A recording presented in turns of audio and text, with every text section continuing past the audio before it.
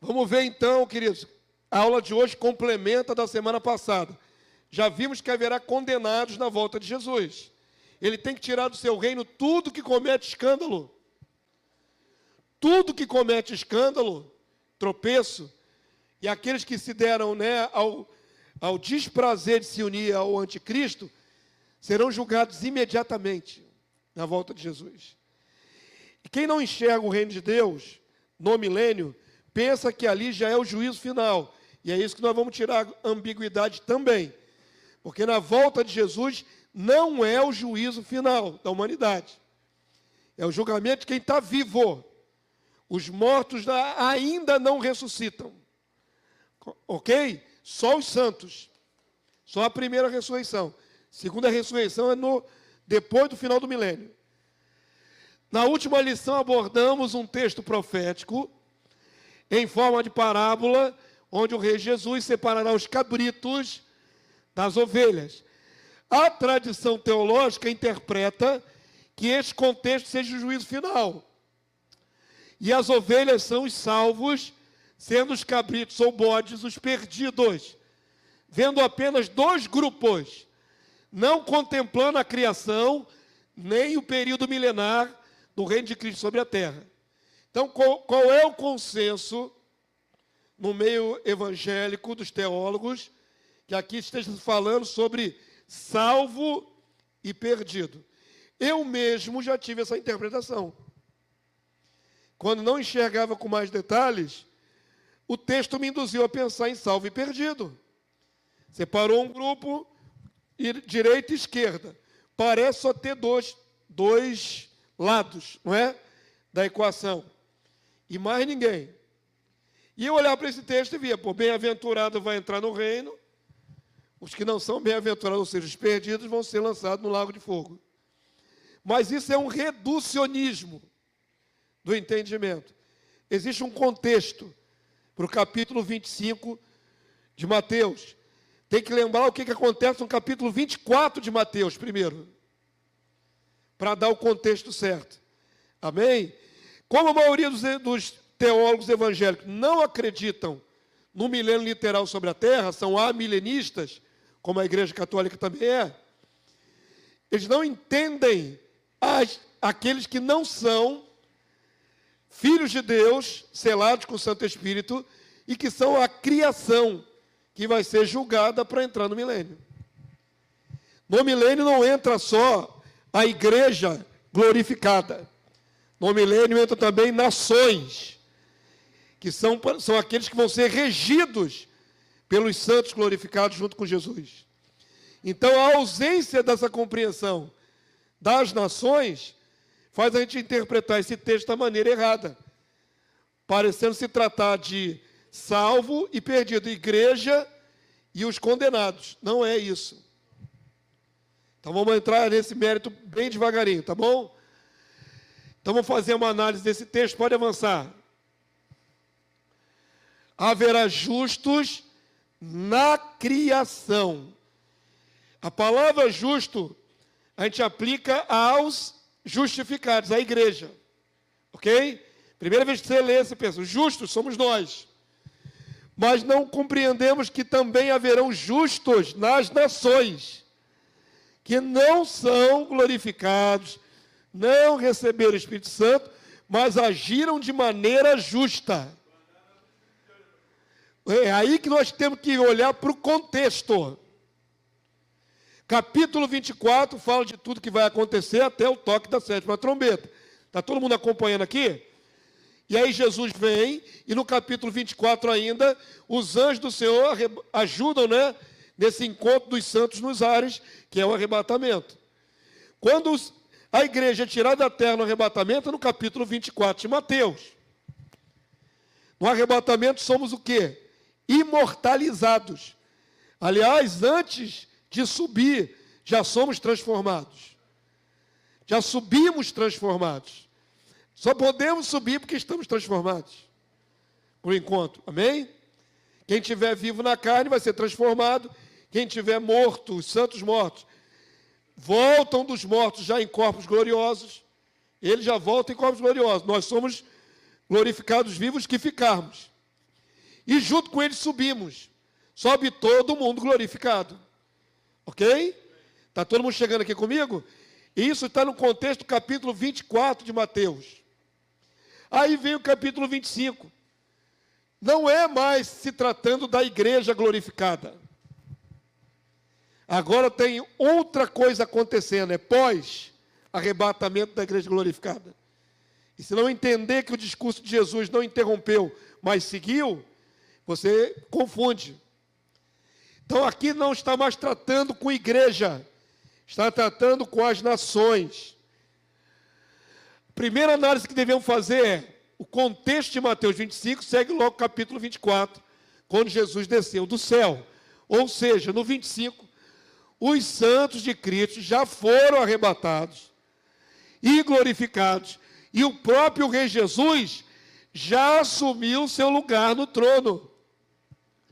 Logo, ao reunir as nações, não está falando da igreja. Agora Jesus está reunindo as nações. Não é a igreja. Amém? Alguém quer perguntar? Participar? Tem microfone, habilitamos hoje aí. Um microfone extra. Todo mundo está entendendo, queridos? É a nação dos povos, no mundo inteiro.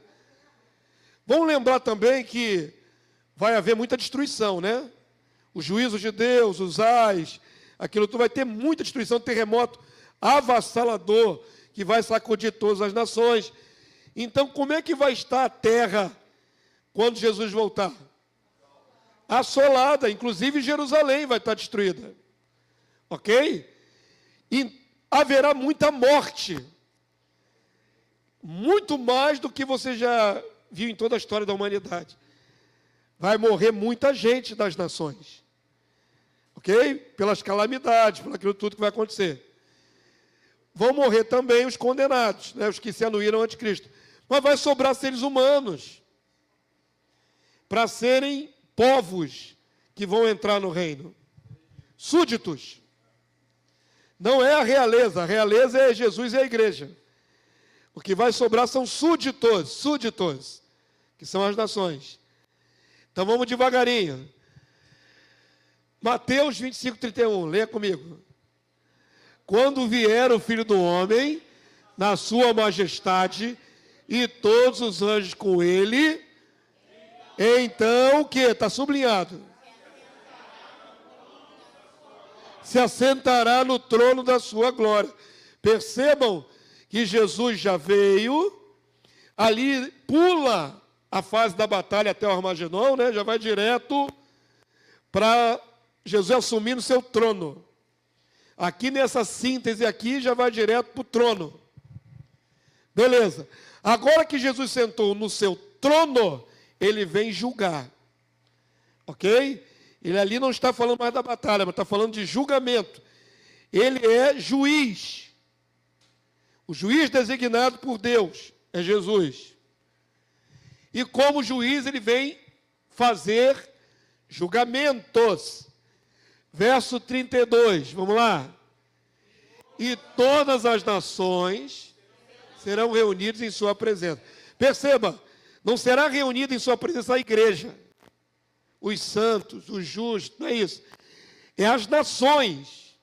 E a palavra grega lá no original é etnos, etnias, povos, de todas as etnias, no plural. Todo mundo entendeu? Então vamos lá. Os brasileiros que sobreviverem ao período da grande tribulação e a todos os juízos que vão lançar na terra, vão comparecer diante do tribunal de Jesus, do trono de Jesus, para serem julgados. Brasileiros não salvos, não eleitos. Os brasileiros eleitos já subiram e se encontraram com ele nos ares. Os brasileiros não eleitos, que sobrarem, vão fazer parte das nações para serem agora triadas. Vão passar por uma triagem. Amém? Está todo mundo compreendendo? Se essas ovelhas não são os santos, que já foram glorificados no capítulo anterior, então como são chamados justos? A figura da ovelha também confunde. Porque a gente associa a ovelha à igreja. Ok? Mas o Senhor está usando a ideia de ovelha como aquele que separa. Separa ovelha de cabrito ou bode. Ele só está usando uma metáfora que era comum na época, irmãos. Várias vezes Jesus usou metáforas comuns do dia a dia do povo de Israel. E a maioria do povo de Israel cultivava a terra, o solo, ou criava ovelhas. Então, quando ele fala essa figura das ovelhas, não está falando da igreja. Ele está falando, assim como um dono de ovelhas, né? E cria gado, separa uns dos outros, assim eu vou separar as nações. Vou separar quem presta e quem não presta. Só um minutinho, tem o microfone? Porque a gente está... Não estamos só nós aqui, tem os irmãos da internet que acompanham.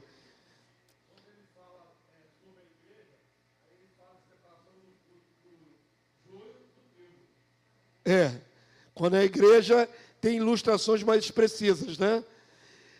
Aqui eu quero que vocês entendam que parece aludir aos santos, mas não é. É só a figura de separação. Ô Jesus, o que houve? São os efeitos especiais, né? Defeitos especiais. Acontece. Vocês têm que ter em mente o cenário, amém? Que foi estabelecido na aula anterior.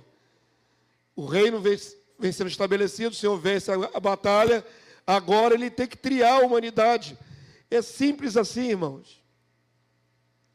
É simples assim, não está triando a igreja em relação aos perdidos. Está triando o restante da humanidade. Só que na humanidade tem gente que precisa ser tirada imediatamente do contexto do reino. Imediatamente. Os inimigos. Nós temos uma visão meio romantizada de Jesus, às vezes. Não é? E aí, quando confrontamos com passagens bíblicas, a gente fica meio horrorizado.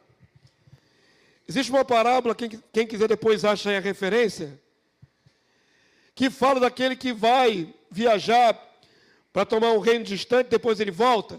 É o próprio Senhor Jesus. E a parábola diz que alguns não quiseram que ele reinasse. Você já viu qual é o desfecho dessa parábola? Está no livro de Mateus, se eu não me engano. O Senhor, depois que galardua os que trabalharam, ele fala assim, agora chama aqueles que não quiseram que eu reinasse sobre eles e mata-os na minha frente. Isso ninguém prega porque isso é né?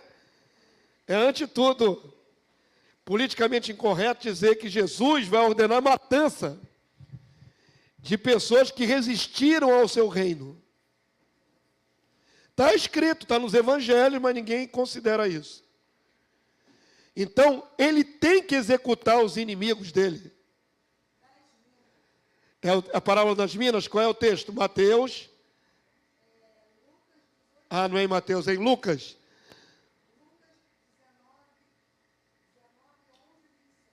Lucas 19, 11 a 27. Parábolas das minas.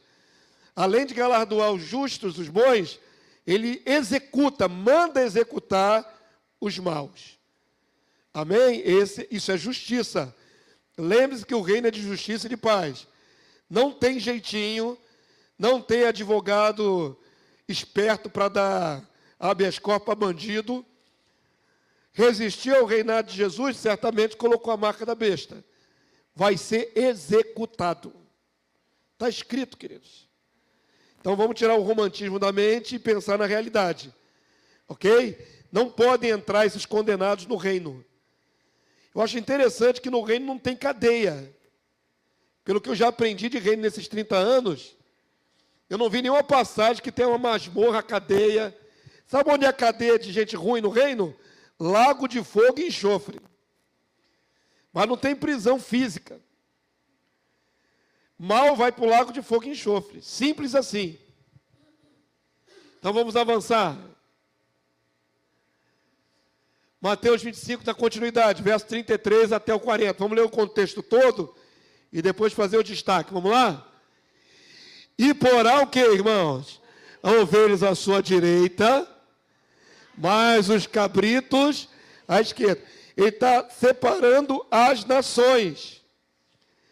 Designados aqui, de um lado, ovelhas, do outro lado, cabritos. Verso 34, lê por favor. Então dirá o rei aos que estiverem à sua direita: vinde benditos de meu Pai, entrai na posse do reino que vos está preparado desde a fundação do mundo. Aqui vemos, na antiga visão que eu tinha, o privilégio dos santos, né, de entrar no reino. Mas quem disse que as nações também não vão entrar? Quem disse? Sabe quais os termos são muito específicos, aí às vezes confundem. Benditos, benditos, abençoados. Guarda esse termo que nós vamos ver se isso é cumprimento profético de outra palavra mais antiga. Amém? Se tem sentido hermenêutico, a Bíblia explica a Bíblia, certo? Se tem sentido hermenêutico, chamar nações de benditas. Guarda aí que você vai chegar a esse entendimento. Vamos ver se isso tem sentido, tá bom? E o reino está preparado desde a fundação do mundo, é fato. Lá no Éden já tinha o reino que depois se perdeu. Verso 35, vamos lá, igreja. Porque tive fome e me deste comer, tive sede e me deste beber, era forasteiro e me hospedaste, estava nu e me vestiste, enfermo e me visitaste, preso e foste ver-me. Percebam que, como eu disse, na minha interpretação mais míope, eu pensava assim: eram os atos de justiça dos santos, da igreja. Parece, não parece? Parece, mas é igual Denorex. Parece, mas não é. Lembra da propaganda Denorex? Parece, mas não é. Teve fome, deste-me de comer. Não são ações boas, benevolentes? Como é que eles fizeram isso para Jesus? São obras, né? Obras boas, obras justas. Presta atenção nos detalhes, tá bom? Agora, esses justos que estão sendo aprovados por causa das suas obras justas, não sabem por que estão sendo aprovados por Jesus. Olha a diferença, você vai entender agora que eu vou destacar. Eles dizem assim, ó, verso 37, vamos lá? Então perguntarão os justos: Senhor, quando foi que te vimos com fome e te demos de comer, ou com sede e te demos de beber? E quando te vimos forasteiro e te hospedamos, ou nu e te vestimos? E quando te vimos enfermos ou presos e fomos visitar? Eles não têm noção de que fizeram isso para Jesus. A igreja tem essa confusão? Toda obra que a gente faz é absolutamente interesseira, porque nós queremos galardão. Nós fazemos ciente que é para Cristo, nós abençoamos as pessoas em nome de Cristo e queremos a recompensa disso no nosso galardão. Mas esses que estão aqui fizeram essas ações sem saber que estavam fazendo para Cristo ou para as pessoas em nome de Cristo, ou Cristo assumindo a obra delas. Por que que elas não sabem? Tem que perguntar isso para você entender o contexto, irmão. Eles não têm o Espírito. Eles não estão fazendo ciente que estão fazendo obra para Cristo. Só a lei da consciência.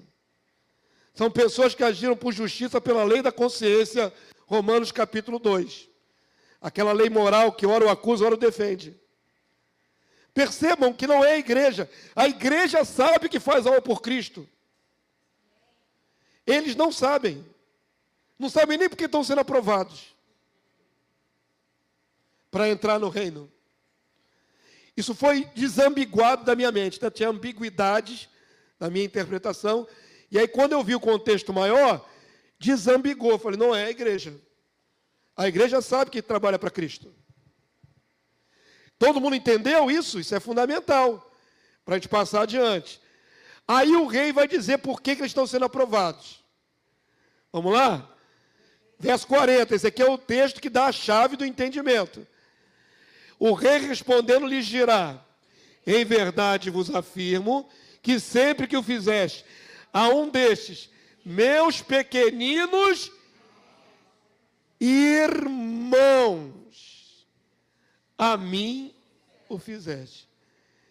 Então, vamos lá. A chave do entendimento é, eles abençoaram os irmãos de Jesus.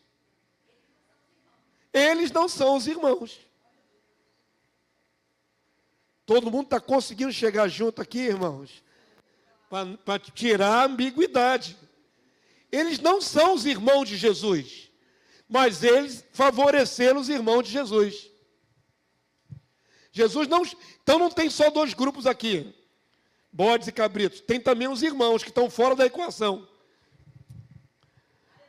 Os irmãos já foram glorificados há muito tempo, os irmãos de Jesus. Percebam, irmãos. Aí, você tem que entender, quando é que esse povo das nações favoreceram os irmãos de Jesus? Na perseguição da grande tribulação. Esse é o contexto. Sem o contexto a gente interpreta errado. Quando é que um irmão de Jesus está forasteiro, nu ou com fome? No meio da perseguição, fugindo do anticristo. Quando você tira isso do contexto da grande tribulação, fica em todas as épocas, que era como eu pensava antes. É fazer o bem em qualquer época. Não é fazer o bem a qualquer época e não é para qualquer pessoa. Entenderam? Quando você tira do contexto, fica parecendo que é atemporal aquele texto. Fazer bem, obra de caridade. Primeiro século, segundo, terceiro, quarto, 15º, 21º. Não é obra de caridade. A gente não vai no presídio, nem todo mundo tem o ministério no presídio, por exemplo. Não é isso que o texto está dizendo. Existe um contexto para Jesus ter aprovado as obras desses homens. Eles ajudaram os irmãos de Jesus.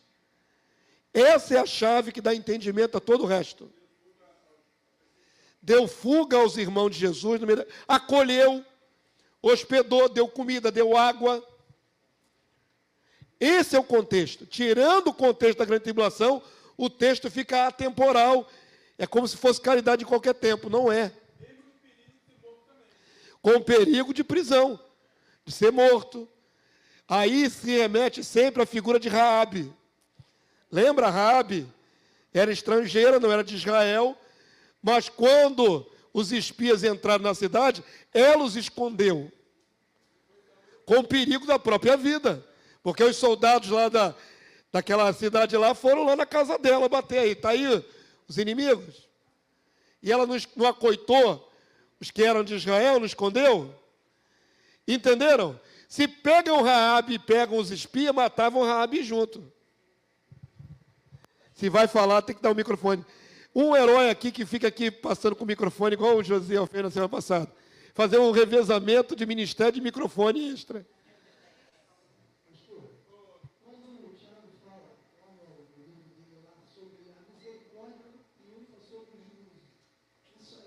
É o que aconteceu aqui agora. Sim, mas aqui não é todo o tempo que está sendo julgado. Está sendo julgado pessoas vivas. Você tem que olhar que esse texto pode ter uma aplicação para todas as épocas, mas aqui estamos diante do tribunal de Jesus na terra. É um momento específico. Amém? A gente pega às vezes o contexto e quer aplicar para todas as épocas. Fazer o bem em todas as épocas. Não é isso. Nós estamos diante de um tribunal e Jesus está justificando um povo que agiu de misericórdia e estão vivos. Eles estão vivos, sendo julgados naquele momento. Qual é a parte da absolvição deles? Não é de santo de todas as épocas. É daquela galera que está viva. Amém?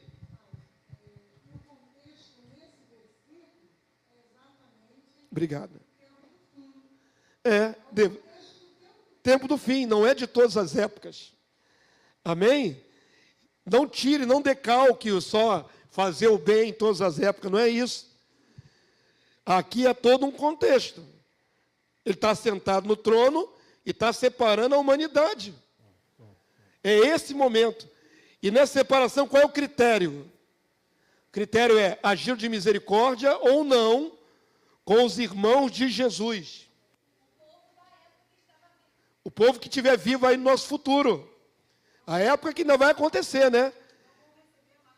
Que não vão receber a marca da besta. Se eles estão acoitando cristãos e judeus fugindo do anticristo, é porque são piedosos.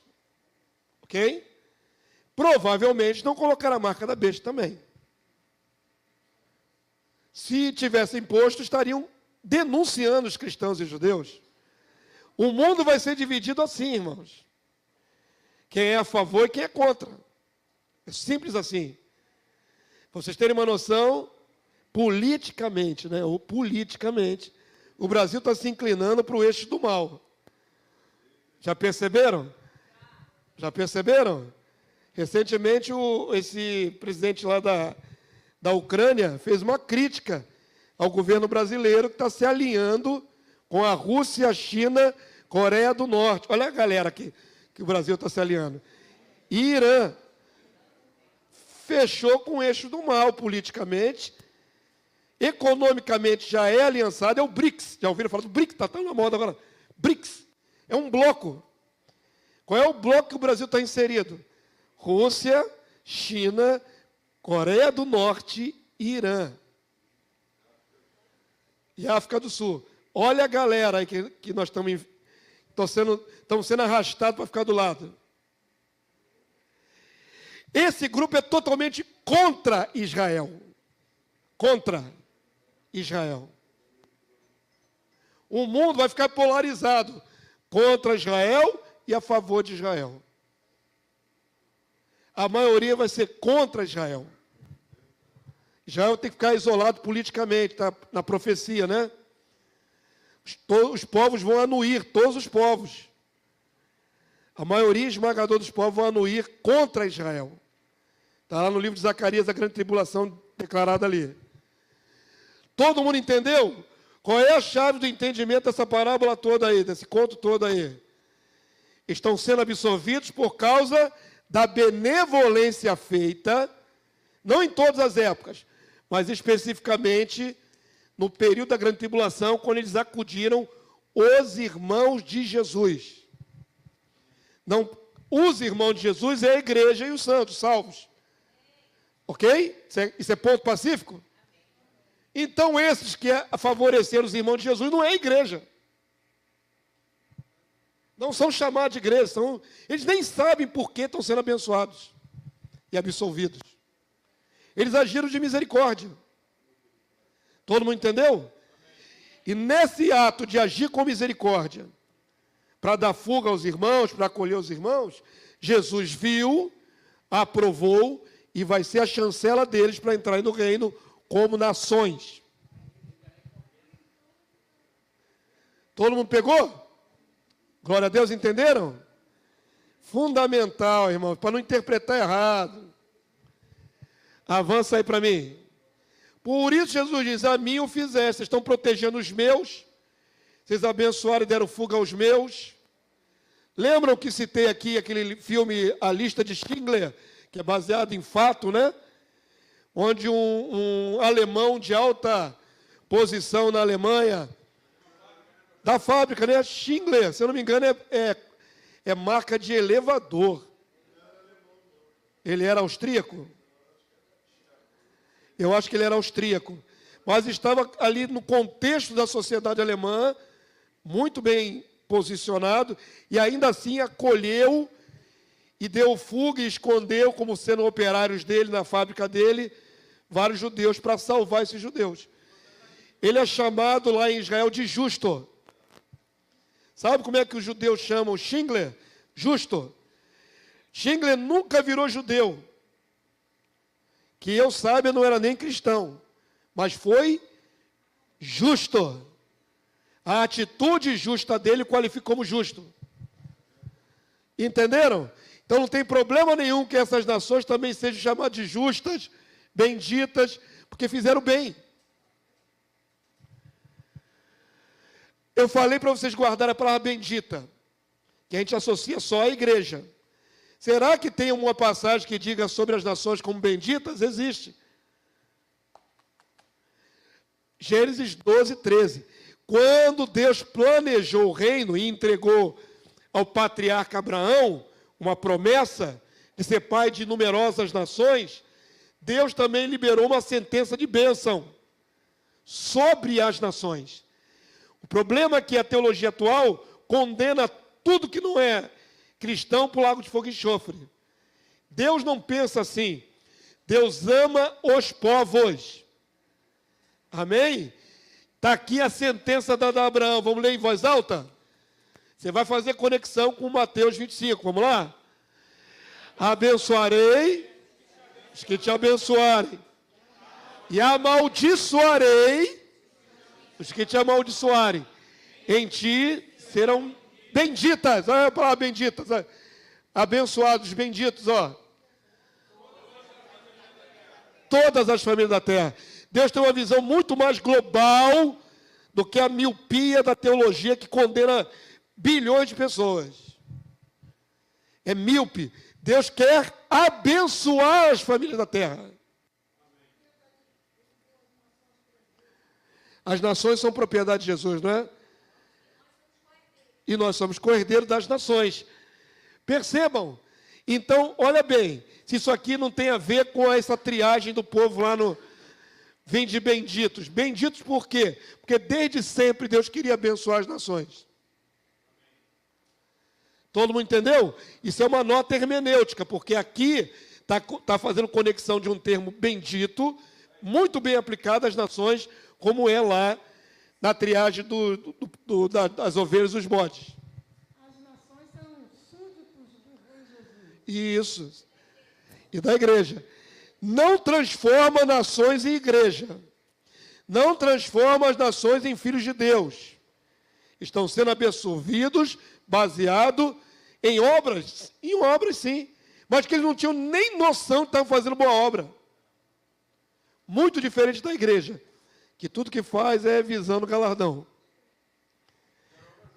Fizeram obra justa. Amém? Essa nota aqui amarra os benditos, né, que são admitidos no reino. Avança aí para mim. A tradução entrai na posse, no original grego, significa receber um lote, ou uma sorte numa herança. O mais importante para entender quem são estes chamados de justos, é observar as palavras que o rei dirá a eles, sobre quando e por que eles foram justificados. Contexto, né? É o da grande tribulação, quando os santos de Jesus estarão fugindo, com fome, sem recursos, serão acolhidos por esses piedosos entre as nações, que também recusarão ter a marca da besta. Então tem ilustração aqui de gente fugindo. Se tirar o contexto, você confunde a compreensão dessa passagem. Se você fixar no contexto, pós-volta de Jesus, Jesus já sentado no trono, e os sobreviventes sendo triados para entrar no milênio, aí o contexto fica certo. E aí há uma retrospectiva, falando o que eles fizeram no período da perseguição. Ok? Todo mundo entendeu? E aí o contexto fica correto. Haverá então pessoas das nações que vão ajudar os irmãos de Jesus. Avança para mim. O rei respondendo lhes dirá: em verdade vos afirmo que sempre que o fizeste a um destes meus pequeninos irmãos, a mim o fizeste. Os irmãos de Jesus constituem o terceiro grupo. Não é só dois grupos. Os dois grupos são das nações, mas é citado o terceiro grupo, que são os irmãos de Jesus. Na parábola, ou seja, os da igreja / Israel, que são de Jesus e foram ajudados por pessoas da criação. Este ato de misericórdia lhes vale agora diante do tribunal e lhes confere a recompensa de entrar no reino como súditos benditos. Tiago 2,13, aquilo que foi dito. Vamos ler em voz alta? Porque o juízo é sem misericórdia para com aquele que não usou de misericórdia. A misericórdia triunfa sobre o juízo. Isso é magnífico, irmãos, é um princípio de justiça.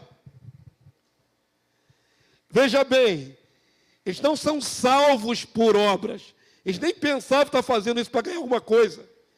Fizeram por bom caráter, e isso vai ser recompensado. Agir com misericórdia é freio do juízo. Entenda isso para toda a humanidade. Eu sempre digo assim, irmãos, olha só. Quando você não enxerga a criação, que Deus tem também olho na criação, né? Ele quer abençoar todas as famílias da terra. Você pensa só na igreja, como se Deus só abençoasse a igreja. A igreja é filha.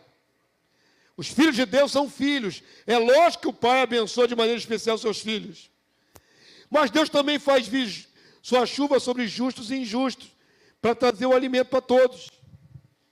O olhar de Deus não é só sobre a igreja. Ele olha também a criação. Ele contempla também a criação. Amém? Entenderam? Então é muito míope quem acha que Deus quer tirar a igreja da terra e pegar toda a criação e jogar no lixo. Porque há pessoas no mundo, irmãos, vou fazer uma aplicação, tá bom? Que não é que elas sejam impecáveis, são pecadores como nós somos. Mas são pessoas que andam por um princípio moral bem razoável. São pessoas que devotam a vida para ajudar outras pessoas. Você quer ver uma instituição que eu admiro? Médicos Sem Fronteira. Nunca ouvi falar de um escândalo de desvio de verba, porque eles pedem dinheiro para ajudar os desfavorecidos do mundo inteiro. Eu nunca vi nesses anos todos um escândalo associado aos Médicos Sem Fronteira. Então, acredito que eles realmente vão lá altruistamente, correndo risco de vida, porque os médicos que vão ali atender em certas áreas de epidemia, eles também podem pegar a doença e morrer. Então, muitos médicos que não são cristãos gastam a sua vida abençoando o próximo. Vocês acham que isso não tem valor diante de Deus? Claro que tem. Tem recompensa, querido. Tem gente que gasta a vida até por causa do golfinho, das tartarugas, dos cachorros. A irmã gosta muito de cachorro. Tem gente que dá a vida pelos cavalos. As pessoas são boas em certos aspectos, altruístas. Mas aí os espíritas, eles sabem que vão receber recompensa. Fazem sabendo que tem recompensa. Eu estou falando daqueles que não esperam nada em troca da humanidade e ainda assim se dão pelos outros.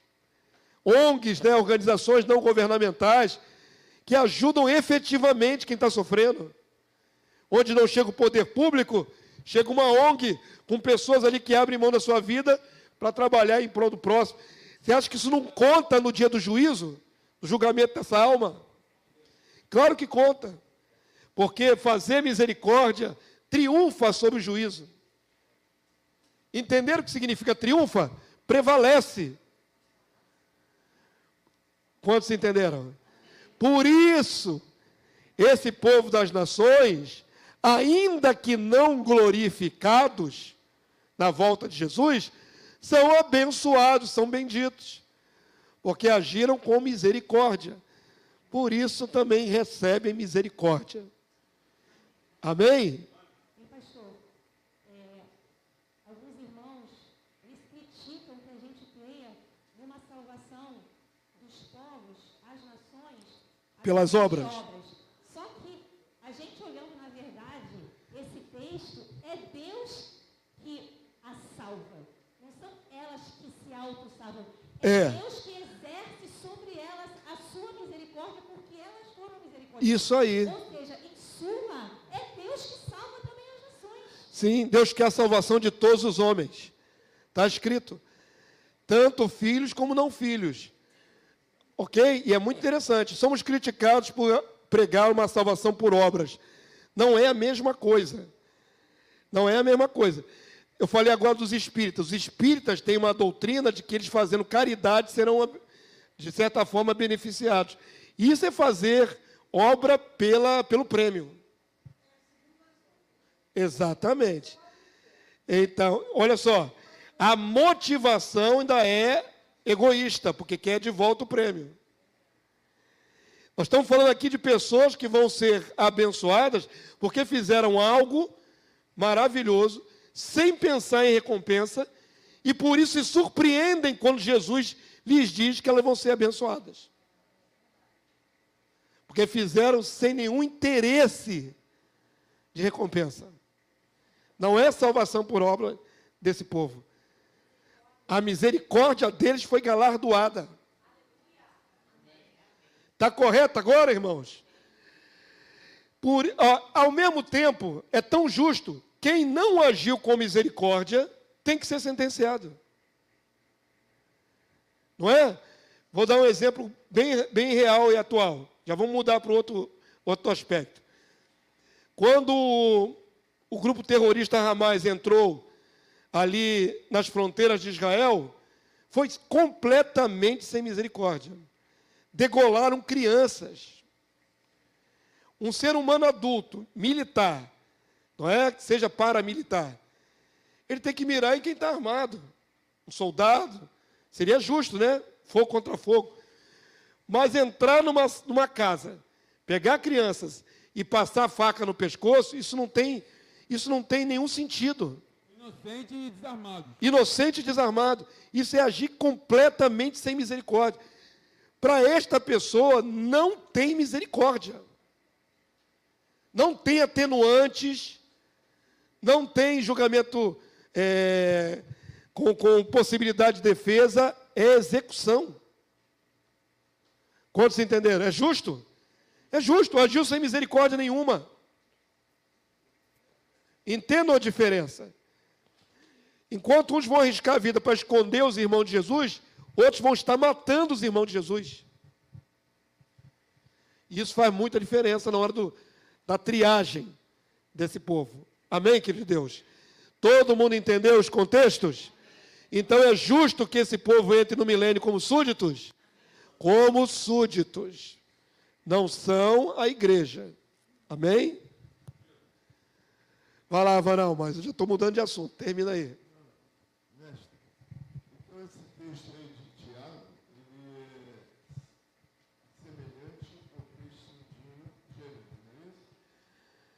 Como assim semelhante? Eles falam das nações. Exatamente. Tem uma conexão. Nações que vão ser abençoadas, porque abençoaram a descendência de Abraão. Não é isso? Nações que vão ser amaldiçoadas. Os que amaldiçoaram a descendência de Abraão. Isso daí, então, é a resposta que a Bíblia, ela responde a própria Bíblia. O texto de Gênesis vem para linkar com esse momento do juízo das nações. Então, nós podemos provar as pessoas mostrando esses dois textos. Sim, e todo esse contexto que eu dei a vocês aqui. Se não explicar todo o contexto, os termos da parábola parecem indicar a igreja e os perdidos, mas não é. Tem que explicar todo esse contexto, que é após a volta de Jesus, é após o trono dele ser estabelecido, e que não é ainda o juízo final, porque o restante dos mortos, como está em Apocalipse 20, ainda não reviveram até se completar 1000 anos. É muito importante tirar a ideia de que é juízo final na volta de Jesus. É fundamental. Isso é amilenismo, porque não se crê que vai ter mais 1000 anos de história. É muito importante entender que esse julgamento é para vivos e não para mortos. O juízo do trono branco depois do milênio, aí sim é para toda a humanidade que viveu em todas as épocas, que terão ressuscitado, porque entregará ao Hades os mortos que nele haviam. Aí as pessoas voltam para os seus corpos para comparecer no tribunal do trono branco. Trono branco, para todas as nações, é depois do milênio. Esse trono aqui é no começo do milênio. Essa é a ambiguidade que tem que ser tirada. Os reformados, que vieram da reforma do século XVI, não tinham uma escatologia muito apurada. Então, eles acreditavam, como a Igreja Católica acreditava, que era amilenista. A maioria dos reformados. Por isso, para eles não tem milênio na Terra. Jesus vem, separa bons e maus, bons vão para o céu, maus vão para o inferno e acabou a história. Calvinista só não, os reformados. Lutero, inclusive. Também tinha essa visão. Pastor, eu queria que o senhor falasse a respeito dos santos que estão vivos em pecado. O que vai ser deles? Santo está vivo em pecado? Ele vai restar Ué? vivo. Ah, tá, já entendi. Dentro do contexto da volta de Jesus. Exato. Tá. A palavra de Deus diz assim: quem é santo, santifique-se mais ainda. Quem é limpo, limpe-se mais ainda. Porque haverá agora uma definição. Quem é injusto, seja mais injusto ainda. Vai cristalizando na injustiça. O que acontece hoje é que tem filhos de Deus injustos, em pecado. Ele vai ter que tomar uma posição, né? Até a volta de Jesus. Porque se não tiver limpado as vestes, o que acontece com aquele que não é achado com veste nupcial?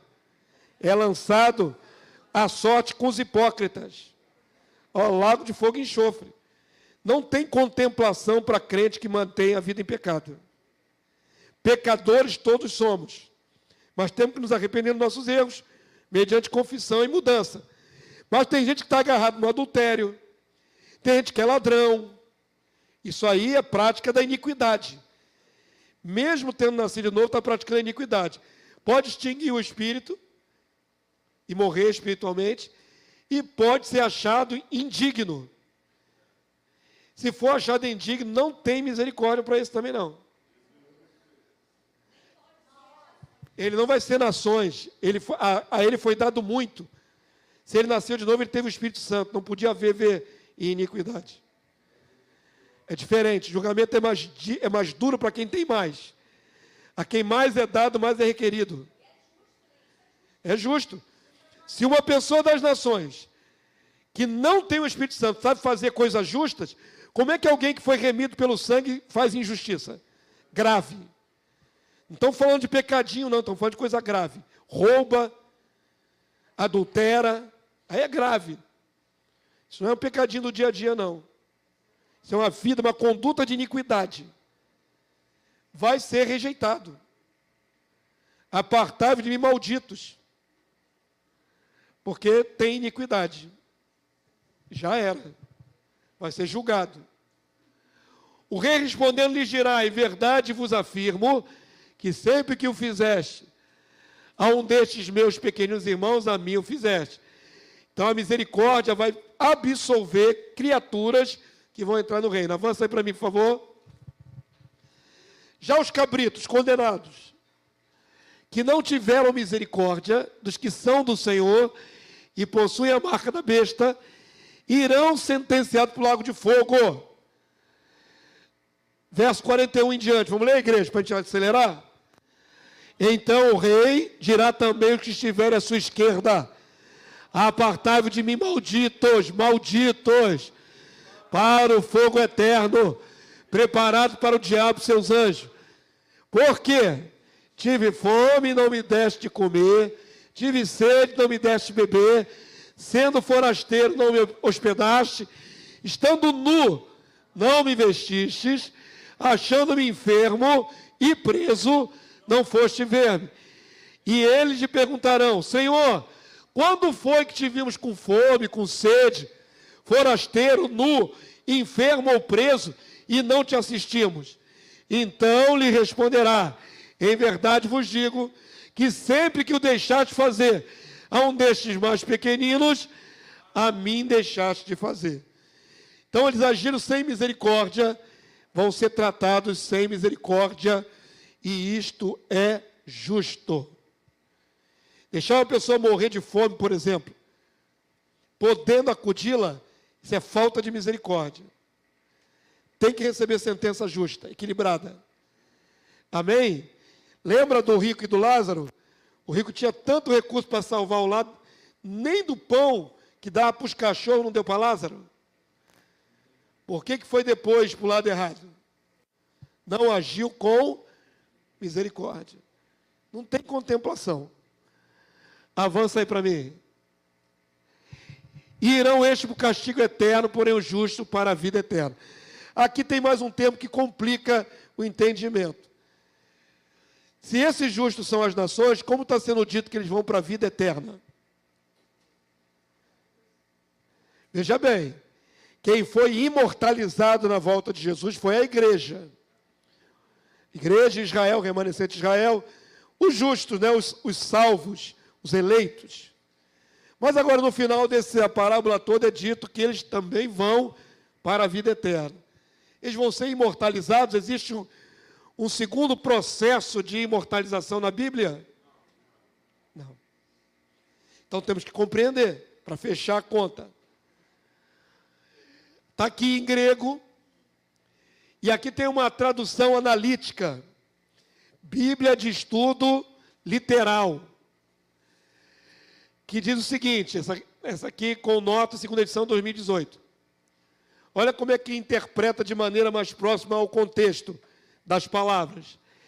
E partirão estes, à esquerda, para dentro do castigo que dura para sempre. Lago de fogo. Os justos, porém, partirão. Esse termo é importante. Dentro do contexto é importante.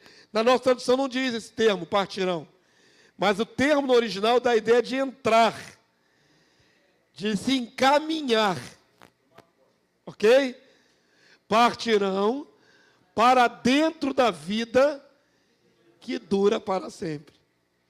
Então é como se estivessem caminhando para essa direção. Ok? Não a ideia de assumir a vida imediatamente. Quantos estão entendendo? Porque se eles entrassem na vida eterna, eles teriam glorificados. Mas eles estão indo para a vida eterna. Faz sentido? Da ideia de caminhar, de migrar para dentro. Quem não entendeu? Diga. Está desligado.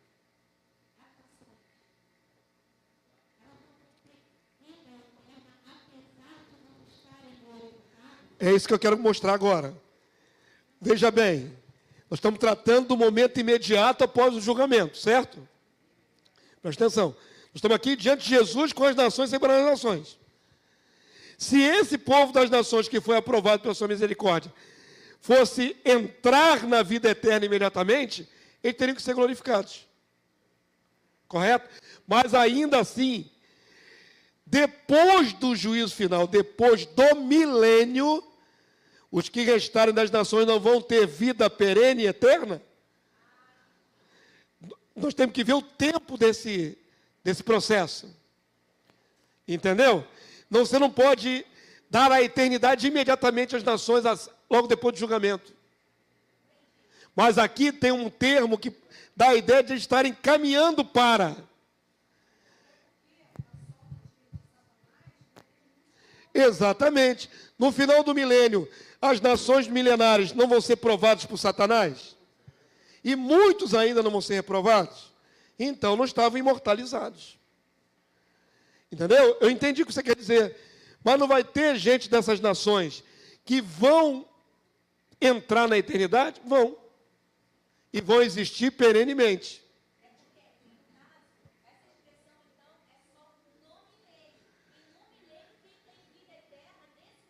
Só a igreja. A igreja está imortalizada desde a volta de Jesus. Mas aqui o fecho aqui é que eles estão entrando na vida eterna.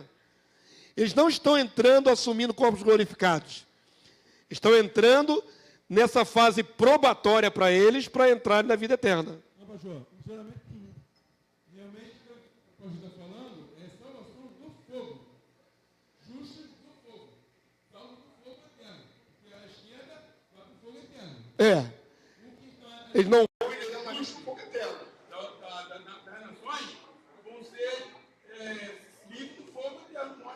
Então, essa tradução aqui nos ajuda a entender que é uma entrada para um período. Tá ruim? Todo mundo entendeu? Tá ruim esse microfone. Semana que vem tem que dar um jeito nisso aí. Nem que tem que comprar outro microfone. Tem que comprar outro microfone? Porque os nossos irmãos sofrem em casa para entender o que vocês querem falar. O irmão quer falar aqui, o irmão André. Vamos lá que ainda tem a festa, ainda tem a cumilança do casamento, irmãos. Pastor, em relação ao juízo final, então as nações, aqueles que eles vão morrer durante o milênio.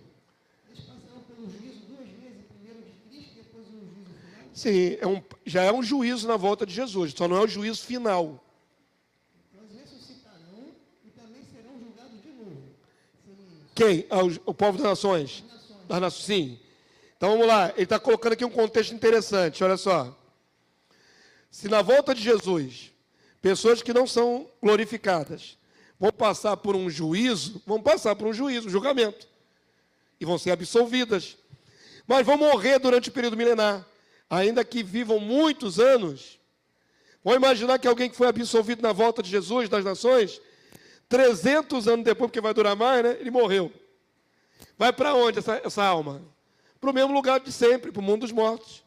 Esperar que dia? O dia da ressurreição universal, que é a segunda ressurreição. Aí vai ser julgado de novo, que foi o que ele me perguntou. Vai.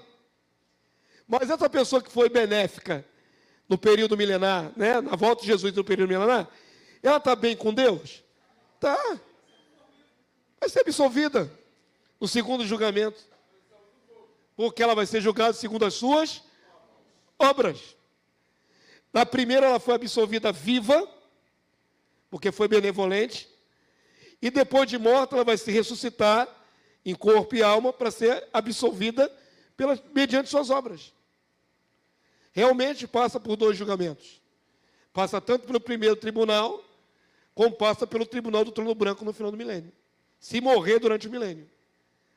Vamos imaginar, só para a gente equalizar essa ideia, que alguém esteja vivo na volta de Jesus, e por causa da longevidade que vai ser recebida a criação, ela consiga sobreviver o milênio todo, e nem morra. Ela nem passa pela morte, mas vai passar pelos tribunal também, porque ela é criatura, tem que ser julgada e tudo mais. Ela nem morreu. Chegou até o ano 1000 depois de Cristo. Você já pensou se uma criatura consegue sobreviver isso tudo? É possível, né? Eu estou viajando muito ou vocês têm na Bíblia um homem que viveu 900 e bordoada de anos? Não tem? Então, o período do reino é 1000 anos. De repente alguém sobrevive desde a volta de Jesus, passa o milênio todo vivo, porque a idade dos velhos serão como da árvore, diz o texto de Isaías. E morrer ao 100 anos é morrer menino. Então, olha a longevidade dessa galera. Mas que tem 2 tronos, ele tem que passar em 2 tronos. Amém, queridos de Deus? Avança aí para mim, por favor. Comentários. Não, eu não posso alongar. Essa aula vai durar 3 horas. Eu sei, mas já não foi tudo explicado? O que falta? Se não for pertinente, eu vou censurar.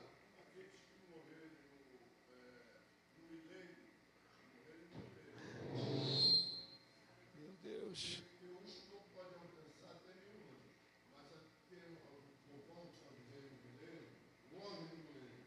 Mas eu não falei, já não dei o exemplo disso, com 300 anos. Você está redundando na mesma coisa. O que você quer perguntar então? Mas eu não expliquei antes. Você estava ligado? Você estava aqui? Eu acabei de falar sobre isso no meu comentário. Se a pessoa morrer com 300 anos, tomei o gancho do que ele falou. Você estava aqui, varão? Eu não expliquei isso, gente. Todo mundo ouviu? O ancião não ouviu, ele quer que eu explique de novo. Aí a aula dura 3 horas. Vamos avançar, vamos. Está aqui, ó. Comentários. Está voltando no mesmo, que já expliquei isso. Comentário de Bíblias de estudo milenarista. O que acontece? A maioria das Bíblias são amilenistas. Então, como é que interpreta a separação de bode e ovelha? Juízo final. A maioria. Igreja perdido, juízo final, céu e inferno, acabou. 100 milênios. Mas algumas Bíblias e comentaristas são milenistas. Creem que vai durar mais um milênio. E aí conseguem enxergar as nações. Isso aqui é o comentário da Bíblia de estudo, anotada. Foi a minha primeira Bíblia de estudo. Foi a Bíblia anotada e ela é milenista. Diz assim um comentário, ó, todas as nações, literalmente todos os gentios, este julgamento é para todos os gentios que sobreviverem à tribulação. Percebe como o autor aqui também entendeu que é o julgamento de bodes e ovelhas pós-tribulação. Está linkado ao período da tribulação. Correto? E cujo relacionamento íntimo com Deus será evidenciado pelo tratamento que dispensaram aos judeus. Ele interpreta que os irmãos de Jesus são só os judeus. Ok? Essa é a interpretação do nosso irmão lá. Mas tem também os judeus, lógico. A perseguição não é só para a igreja, é prioritariamente para os judeus. Ok? Ele só enxerga os judeus aqui. Especialmente durante aquele tempo. Os judeus sobreviventes à tribulação também serão julgados nessa época. Ele vê a diferença entre judeus que serão imortalizados na volta de Jesus e judeus que são nação, que é muito interessante enxergar essa diferença. Amém? Não nego o que acabamos de ver, mas ele foca mais nos judeus, como sendo os irmãos de Jesus. Comentário judaico do Novo Testamento. Diz assim, ó, isso é um judeu messiânico. Tem um livro, Comentários do Novo Testamento, um compêndio dessa grossura assim. Ele diz assim, alguns afirmam que isso se refere ao julgamento das nações gentias, com base em como, está come ali, mas é como elas tratam meus irmãos menos favorecidos, os judeus. Compare com Gênesis 12:3, abençoarei os que te abençoarem, e amaldiçoarei os que te amaldiçoarem. Em ti serão benditas todas as famílias da terra. Esse irmão fez conexão justamente com aquilo que fizemos, com Gênesis 12:3. Esse aqui é o comentário do David Slicker. Essa semana coloquei um banner na minha página do Face com um comentário do David Slicker. Ele tem um livro, Fim dos Tempos Simplificado. Ele é da igreja, ele é do movimento lá dos Estados Unidos, Casa de Oração Internacional para Todos os Povos, no Kansas. É o IHOPE, né? Esse organismo que ora 24 horas por dia, o David Slicker é um dos líderes, ali naquele líder sênior. E ele escreveu esse livro e faz palestra no mundo. Olha como é que ele enxerga esse período aqui da separação. Vamos lá? Diz que Jesus começará a estabelecer tronos e a reunir as nações para julgar aqueles que se recusarem a aliar-se com ele na batalha de Jerusalém. Todos os que restarem na terra serão julgados e avaliados por Jesus, quando ele determinar quais dos sobreviventes não salvos, entrarão no reino. Amém? Ele está falando aqui de quem não é glorificado, das nações, mas vão entrar no reino. Criação. Um fator determinante será como eles tiverem tratado os irmãos de Deus durante a grande tribulação. É sempre linkado ao contexto da grande tribulação, e não em todos os tempos. Se referindo ao remanescente dos judeus, que agora são salvos e que sobreviveram à batalha final, e também aos crentes que agora estão ressurretos. Ele aqui no finalzinho consegue juntar quem são os irmãos de Jesus, o remanescente de Israel e a igreja gentia, que foi glorificada na volta de Jesus. Visão semelhante ao que entendemos. Amém, igreja? Dito isso, todo mundo entendeu? Recapitulando, para finalizar, a gente passar para a comilança. Comilança pela fé, tá? Porque não tem comilança nenhuma aqui hoje. Não tem comida nenhuma. Cantina é mais tarde. É o banquete. É para começar a degustar pela fé. Vou participar desse banquete. Ouve só, para a gente finalizar. Volta de Jesus. Toque da sétima trombeta. Quem é tirado da terra? A igreja, os glorificados. Ok? Foram imortalizados. Ninguém mais é imortalizado segunda vez. Jesus vence a batalha, culminando com a derrota das forças da besta, e do falso profeta. Besta e falso profeta lançado no lago de fogo e enxofre, que é aceso nesse começo do milênio. Ok? Agora Jesus vai triar as nações. Se assenta no seu trono para triar as nações sobreviventes. Não diz mais respeito à igreja, mas às nações. Dentre as nações tem aqueles que trataram mal os que eram de Jesus e os que trataram bem. É só isso. Quem tratou bem, entra no reino absolvido. Quem tratou mal, imediata condenação, lançado no lago de fogo e enxofre. Simples assim. Todo mundo entendeu o resumo da ópera? Dito isso, vamos entrar agora na festa, que é pós tudo isso, irmãos. Tem o enterro dos ossos para limpar a terra durante 7 meses. Tem um período, né? Mas assim que tiver tudo pronto, eu não posso precisar quantos meses totalmente, tem agora finalmente o casamento, a festa do casamento. Presta atenção, literalmente nos casamos com Jesus no arrebatamento. Literalmente, nos unimos a Ele no arrebatamento. Mas a festa não é no arrebatamento. A coroação, a distribuição dos galardões, vai levar um processo. E a festa de finalmente o reino está estabelecido. O reino estará estabelecido. Amém? Isso vai dar festa. A festa é para isso. Avança aí para mim. Há vários motivos para a celebração. Com banquetes no futuro reino. A vitória sobre os inimigos, aí você celebra. A prisão do diabo e seus demônios. A glorificação dos santos imortais. A restauração de Sião, que levará um tempo. A libertação dos povos justos, esses foram absolvidos. A intronização do Rei Jesus em Jerusalém. Tudo isso é motivo de festa. Não é arrebatamento pré com festa no céu sem motivo nenhum. Os motivos da festa são vários. A igreja gloriosa é descrita como noiva do Cordeiro, que veste linho finíssimo para as bodas com o Rei Jesus. Efésios 5, 25, 27. Apocalipse 19, 7. Vamos ler rapidinho para a gente finalizar. Vamos lá?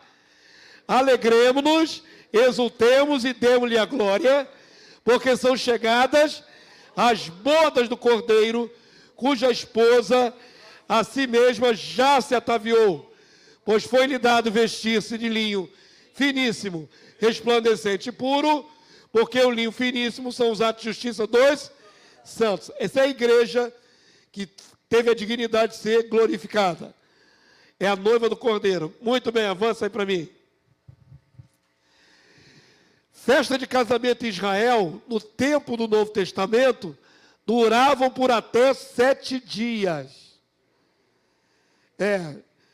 O pessoal tinha gosto para festa, né, irmão? Festa de casamento de 7 dias. Tem que ter dinheiro, né? Essa festança toda. Depende, o pessoal trabalhava e depois não ia para a festa, emendava na festa. Tipo o rave, né, que fica rolando direto assim. Com muita comida, bebida e danças. Por isso, o convite para o reino é comparado a uma festa de casamento que Deus Pai promove para seu Filho. Mateus 22, 12. O reino dos céus é semelhante a um rei que celebrou as bodas do seu filho, o casamento do seu filho. Tem algumas imagens aqui de casamento típico judaico. Avança para mim. A promessa de sentar-se à mesa com Abraão, Isaac e Jacó e os outros santos é reafirmada em várias passagens. Mateus 8, 11 e 12, Lucas 13, 28. Igreja, leia. Digo-vos que muitos virão do Oriente, do Ocidente, e tomarão lugares à mesa com Abraão, Isaac e Jacó no reino dos céus. Ao passo que os filhos do reino serão lançados para fora nas trevas. Ali haverá choro e ranger de dentes. Esses filhos do reino rejeitados são aqueles que foram reprovados pela sua má conduta, tá? Veja que ao mesmo tempo tem gente honrada e tem gente lançada no lago de fogo. Lucas 13, 28, vamos lá? Ali haverá choro e ranger de dente, quando virdes no reino de Deus, Abraão, Isaque e Jacó, todos os profetas, mas vós lançados fora. Os reprovados, rejeitados. E todos os justos ressuscitados. Aqui estão de volta nos seus corpos. Isso não é uma coisa espiritualizada. Isso é ressurreição dos justos.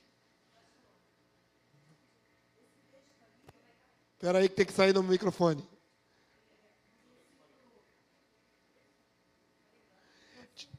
A gente vai resolver isso até domingo que vem.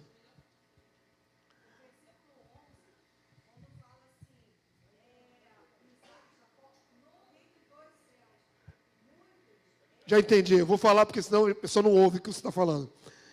Problema do reino dos céus. Não, já deixa, já entendi o que ela quer salientar. O grande problema dos que não creem no reino na terra é quando leem passagens como essa, reino dos céus, pensam que é nos céus. O texto não está falando que é o reino nos céus, é o reino que vem dos céus. É simples assim. O reino de Jesus estabelecido na terra é o reino que vem dos céus. É o que Jesus mandou nós orarmos e ninguém ora. Que venha o teu reino, seja feito aqui na terra como é feito no céu. É trazer o reino de lá para cá. Só isso. Simples assim. Avança aí para mim. Sentar-se à mesa com os patriarcas no reino de Deus, que vem dos céus, aí ó. O reino vem dos céus. Essa é a origem dele. Pressupõe a ressurreição corpórea dos santos. Assim como o próprio Jesus, Senhor Jesus, ressuscitou em corpo glorificado e comeu na presença dos apóstolos, provando que não era etéreo, como um fantasma ou espírito. Essa é a parte que eu gosto dessa matéria. Jesus volta em corpo glorioso e come na frente dos discípulos. Para que come se não é mais mortal? Nós comemos para não morrer. Precisamos dos nutrientes. Se você parar de comer, você morre. Jesus ressuscitado come. Primeiro para mostrar para os discípulos que ele não era um fantasma. Porque Jesus atravessou as paredes e apareceu no meio deles, parecia um fantasma. Mas ele pede, tem alguma coisa de comer? Para provar a eles que ele estava ali fisicamente. Jesus lhes disse, tendes aqui alguma coisa de comer? Então lhes apresentaram um pedaço de peixe assado, um favo de mel. E ele comeu na presença deles. Deixa de ser bobo, sou eu aqui de novo mesmo, seus trouxa. Vocês estão me olhando, estão achando que eu sou fantasma. Tem alguma coisa de comer? Aí deram para Jesus. Jesus, ó, comeu na cara deles, ó. Fazer um barulho, ó. Deve ter sujado a ponta dos dedos, tá com mel. Ó, lambeu. Sou eu, estou aqui, não sou fantasma. Espírito não tem carne e osso como eu tenho. Ele diz isso depois de glorificado. E comendo. O que significa? Que nós também vamos comer depois de glorificado. Olha que maravilha. E na terra, claro, porque lá em cima não tem comida. Qual é a comida que tem no céu, irmãos? Feita de nuvens. Presta atenção, queridos, é completamente inviável a ideia de uma comida do céu. Ok? Vamos comer comida na terra. Quando Jesus fez a Santa Ceia, teremos Santa Ceia hoje. Ele diz, eis que beberei de novo convosco. Ele estava com um cálice de suco de uva nas mãos, não fermentado, porque era Páscoa. Eis que beberei convosco de novo no reino de meu Pai. Quando o reino for estabelecido na terra, Jesus beberá do suco da videira de novo. Ele está esperando 2000 anos para isso. E não venha dizer que lá em cima no céu tem plantação de uva. Porque não tem. Não tem uva no céu. Boi, vaca para fazer o banquete. É aqui embaixo. Avança aí para mim. Não, não vai dar não, já está muito atrasado. Pula o filminho. Tinha um filminho de 1 segundo de Jesus. Aquilo que acabamos de ler, queridos. Pastor, Essa aula está ficando muito longa. pastor, o pessoal que vai para o céu não tem que comer nada não. Não vai comer nada no céu. Não tem comida no céu. Amém? Nem cozinheira, nem anjo cozinheiro, anjo chefe de cozinha, não tem. A comida é aqui embaixo com as coisas aqui da terra. De maneira alguma o Senhor falou de comida ou bebida no céu. Antes, na celebração da Páscoa, instituição da ceia memorial, para os discípulos, o Senhor prometeu beber com eles no futuro, reino implantado na terra. Mateus 26, 29, e digo-vos que desta hora em diante, lê comigo, não beberei deste fruto da videira, então não está bebendo lá em cima no céu. Ele não bebe até quando? Até aquele dia em que hei de beber, vai beber de novo. Novo convosco no reino do Pai. Aí o pessoal pensa, o reino do Pai é lá em cima, ele bebe lá em cima. Não, lá em cima ele não bebe, ele está dizendo, não beberei. Até que venha beber, quando o reino do Pai for implantado na terra. Bispo Irineu de Lyon, da igreja primitiva, entendeu perfeitamente. Olha o que ele diz. Prometendo beber do fruto da videira com os seus discípulos, mostrou juntamente a herança da terra, na qual se bebe o novo fruto da videira, e a ressurreição carnal dos seus discípulos. A carne ressuscita renovada, é a mesma que recebe a bebida nova, pois não se poderia entender que ele beba do fruto da videira num lugar supraceleste, acima dos céus. Ninguém bebe nada lá em cima. Droga. Pombas. Meu sogro falava pombas. Nem que os que bebam não tenham um corpo de carne. Pertence à carne e não ao espírito a bebida que se extrai da videira. E ponto final. Que vinho que Jesus vai beber de novo? Da terra, da melhor safra. Não é vinho celestial. Não existe uvas celestiais. Ok? Avança aí para mim. Só depois de ressurretos, os santos vão beber esse vinho. E não vão se embriagar. Olha que legal. Vai ser uma bebida por prazer e não por necessidade. Quando o rei Salomão, que é um tipo do Cristo, consagrou o templo a Yahvé, houve matança de muitos animais para sacrifício, já que era a festa dos tabernáculos. Todos receberam porções de comida da festa de Deus, para que se alegrassem. Na inauguração do templo, na festa dos tabernáculos, todo mundo saiu e recebeu a parte dos carneiros, das carnes, para celebrar. Amém? É semelhante ao que vai acontecer no milênio. Todo mundo vai participar desse banquete. Ofereceu Salomão em sacrifício pacífico, que apresentou ao Senhor, 22 mil bois, 120 mil ovelhas. Assim o rei... Gente, mataram 1000 bois. Olha quanta carne. Calcula aí.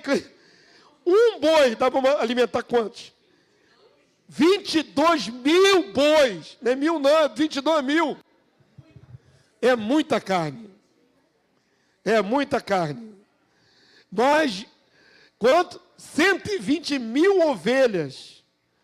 Muita carne. Assim o rei e todos os filhos de Israel consagraram a casa do Senhor. No 8º dia da festa, despediu o povo, lhes abençoaram o rei. E eles abençoaram o rei. Ficaram tão felizes que abençoaram o rei Salomão. Então se foram às suas tendas, alegres e de coração contente, por causa de todo o bem que o Senhor lhe fizera a Davi, seu servo, e a Israel, seu povo. Momento de congraçamento. Amém? Avança aí para mim. O Senhor Jesus celebrará o casamento com a noiva, os santos, também o seu entronizamento em Sião, no trono de Davi, na Jerusalém, reconstruída e aumentada, cujo novo templo será erguido com o seu palácio. Daí vem a promessa de um grande banquete, com comidas e bebidas, e parece incluir os povos. Então, é possível que até os súditos do reino estarão nessa festa. Amém? Não só a realeza. Avança aí para mim. Isaías 25:6, para finalizar. Vamos lá? O Senhor dos Exércitos dará neste monte a todos os povos um banquete. Aonde que é esse banquete? É no céu? É no Monte Sião, Jesus Cristo amado. É na terra. Oh, meu Deus. Eu sou muito criticado, irmãos. Recentemente fui criticado por ser literalista, por ter uma interpretação literal. Fui chamado de herege e blasfemo. Minha última alcunha é blasfemo. Meu Deus, como não interpretar isso de maneira literal? Acontece que quem me condenou é agostiniano. Agostinho foi que perverteu a interpretação da igreja primitiva e espiritualizou tudo, jogando tudo para o céu. E esse irmão que me condena é agostiniano até a raiz do cabelo. Ama Agostinho. Herdeiro da teologia católica romana. E eu que sou blasfemo. Tem algum problema de nós vermos esse texto como literal? Pelo amor de Deus, o Senhor está dizendo que vai dar um banquete. Não, pastor, é um banquete na alma. É no espírito. Pelo amor do santo Deus. Oh, meu Deus, não precisa recitar, irmão, é tudo no espírito. Vamos lá. Agora vai escandalizar um monte de cristão. Como é que vai ser essa festa? Uma festa com o quê? Com vinhos velhos. Vinho velho é o que mais dá porre. Vinho mais concentrado dá uma carraspana, como diz aí. Dá um porre. Você fica com dor de cabeça. Mas vamos lá. Com vinhos velhos. Pratos gordurosos, com gorduras. Que entope as veias do coração. Pratos gordurosos com tutano. Dentro do osso não tem aquela geleinha. Aquela geleinha é o tutano. O que mais? Vinhos velhos bem clarificados. Irmã, é banquete. É coisa é iguaria de qualidade. Ok? Como é que se aplica isso espiritualmente? Joga fora o texto, né? Vamos lá, por resto agora. Destruirá neste monte a coberta que envolve todos os povos e o véu que está posto sobre todas as nações. Não é só sobre Israel e a igreja. Vai tirar a mortalha. O texto ali, o véu que encobre, no original é mortalha. Mortalha é o pano que cobre o morto. A maldição, que estava desde Adão, né? Maldita é a terra por tua causa, é removida no milênio. Entenderam? É um período de bênção. É um período de esperança, de justiça, de paz, de alegria, de gozo.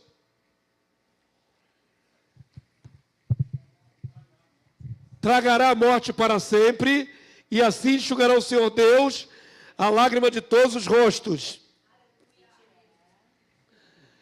E tirará de toda a terra o opróbrio do seu povo. Agora Deus foca nos que são dele. Porque o Senhor falou, naquele dia se dirá, eis que este é o nosso Deus, em quem esperávamos, e ele nos salvará. Este é o Senhor, a quem aguardávamos. Na sua salvação, exultaremos e nos alegraremos. Aleluia! Glória a Deus. É a hora da festa. Em Apocalipse diz, bem-aventurado é quem é chamado para a ceia da esposa do Cordeiro. Quem viver esse período maravilhoso será bem-aventurado. Amém, povo santo? Estamos ainda introduzindo o milênio. Estamos no comecinho do milênio. Tem mais 10 lições para falar do milênio. Tem coisa pra caramba para a gente ver. Restauração, o templo, como esses povos viverão, tudo isso tem aí nesse maravilhoso estudo. Quero estimular vocês. Vejam quantas cadeiras vazias. Tragam visitantes. Essa palavra não pode ficar aqui só para nós. Não é qualquer palavra, não é qualquer estudo. Nós estamos estudando o milênio. É especial demais para não termos outras pessoas ouvindo. Então, eu quero estimular vocês.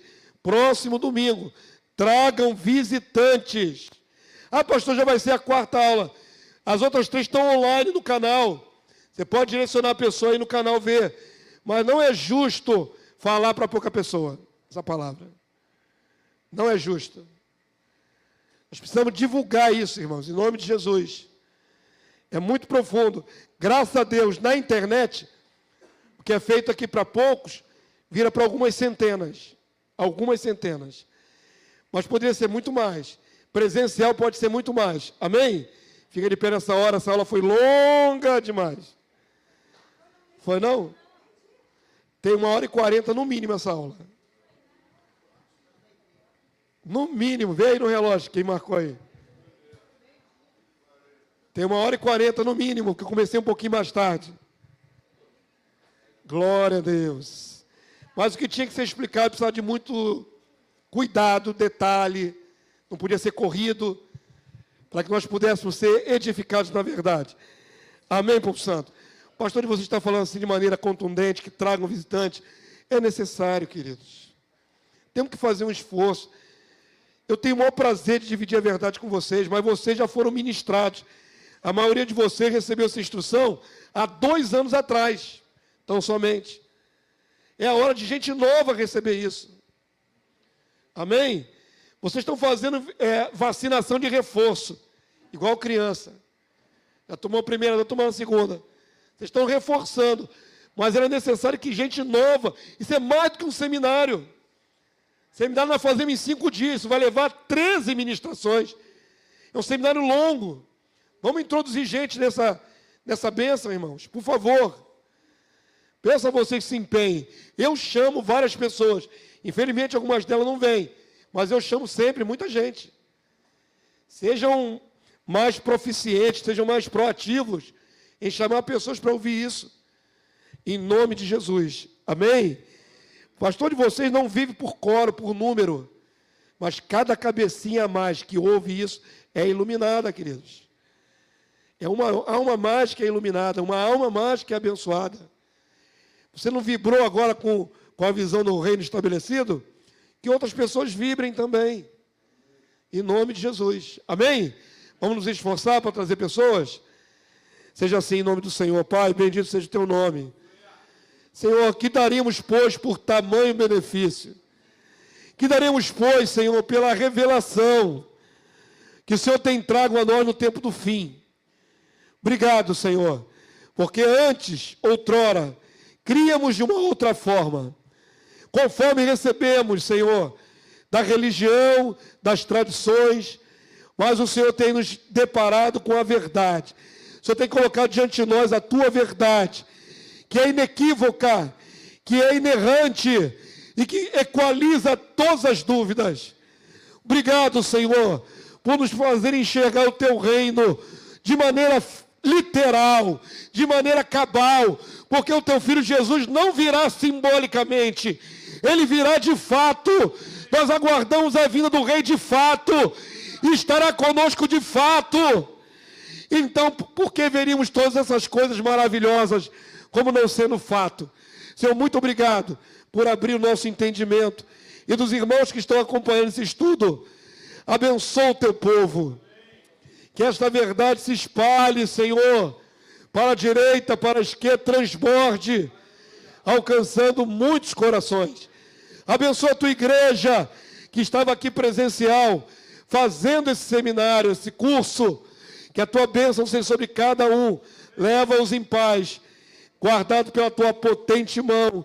Cheguem bem nos seus lares. E logo mais à noite, estejamos todos aqui para celebrar as maravilhas do Senhor. Em nome de Jesus. Amém e amém. Glória a Deus. Vão. Tchau. 6:30 começa o culto.